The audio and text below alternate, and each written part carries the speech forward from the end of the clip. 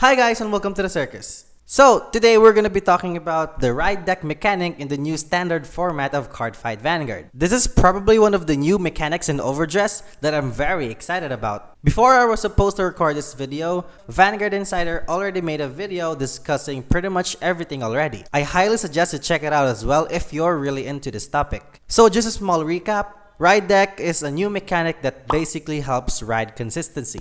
You have 4 cards with different grades taken out from your main deck as another pile on the side. During your ride phase, you may ride a unit from that pile by discarding a card from hand. These cards must have different sleeves from your main deck.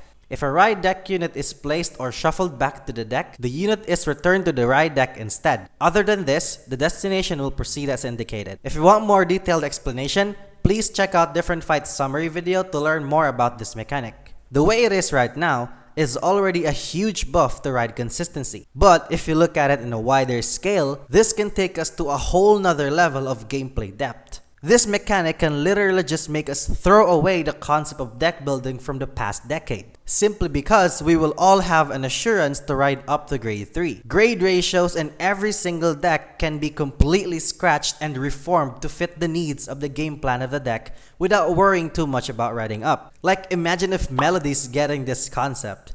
They can run all the grade 3s they want without worrying about riding up. Now, this is a bit too much of an unfair example, but I hope you get the point. Personally, I imagine the ride deck as some sort of an extra deck like in Yu-Gi-Oh! I think of it also as an extension of your hand when it comes to different situations. Like for example, you want to get rid of something on your opponent's board that can be a problem later in the game. Even if you have a unit to ride in your hand, you can choose to ride the one from your ride deck that might help you get rid of it, like a retire skill for example. At the same time, this can also go the other way around. If you think you need to get a step further than your opponent by having more card advantage, you may choose not to ride the unit in your ride deck and just choose a unit from your hand that helps with that situation. Basically, the ride deck can be your way to adapt to a situation or matchup. Now, we only have 1 unit per grade in our ride deck, but that slot can be really clutch, which makes it crucial in a way. On the other hand,